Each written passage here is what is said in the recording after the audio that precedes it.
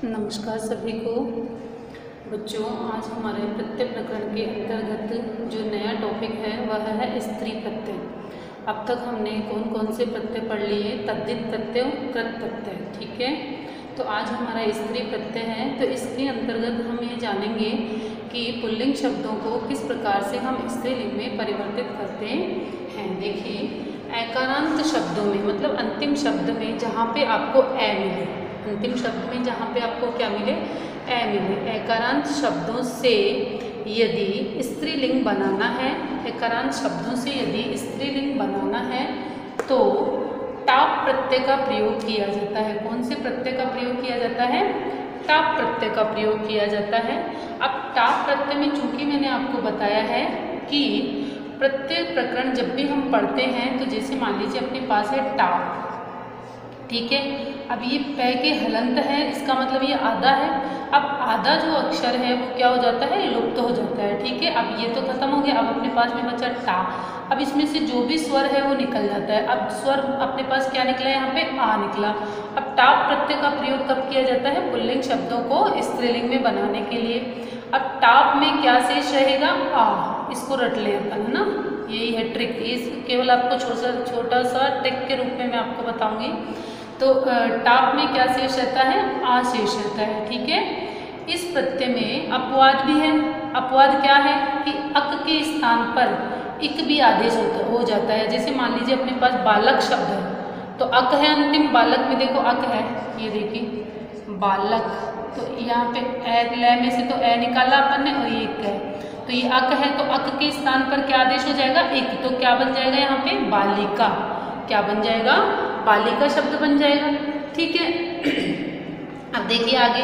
अब मान लीजिए अपने पास, अब अपन को यहाँ तक तो अपन को पता चल ही गया अंतिम शब्द क्या होना चाहिए? अपने पास में आ होना चाहिए, ठीक है। अब ये मान लीजिए अपने पास में टाप प्रत्यय है। अब वृद्ध एक शब्द है, ठीक है। वृद्ध, वृद्ध का अर्थ होता है बुढ़ा। वृद्ध का अर्थ क्या होता है? बुढ़ा। अब इसमें यदि टाप प्रत्यय का प्रयोग हमने कर दिया तो क्या बन गया यहाँ पे? वृद्धा। क्या बन गया यहाँ पे? वृद्धा बन गया।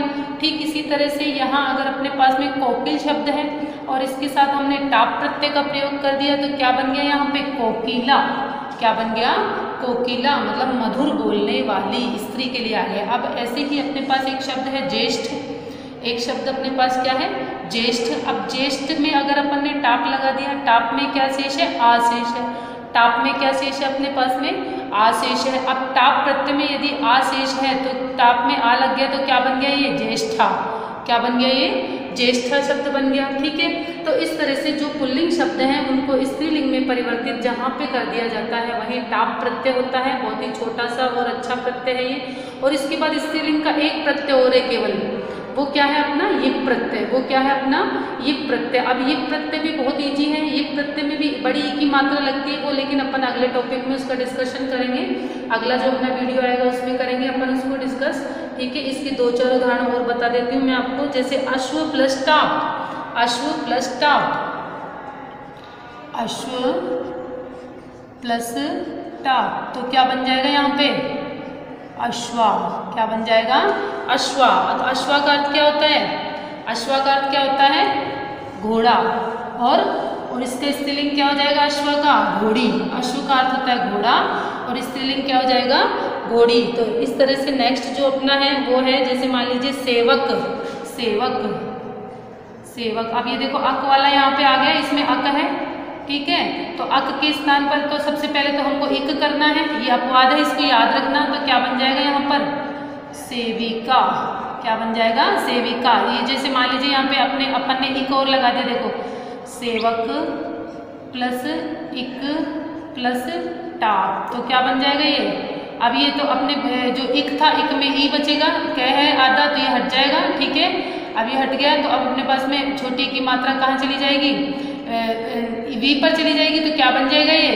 अक के स्थान पर चूंकि अपन ने किया तो ये क्या भी चला जाएगा। अक के स्थान पर किया है तो किसके? ये भी चला जाएगा। तो अपने पास में सेव प्लस इक प्लस टाप तो क्या बन जाएगा? सेविका। क्या बन जाएगा ये? सेविका, ठीक है। तो यही अपन को नियम याद रखना है कि अंतिम शब्द यदि अक है, अक के स्थान पर हम क्या कर लेंगे? इक आदेश कर लेंगे तो क्या बन जाएगा यहाँ पर? सेविका। क्या बन जाएगा?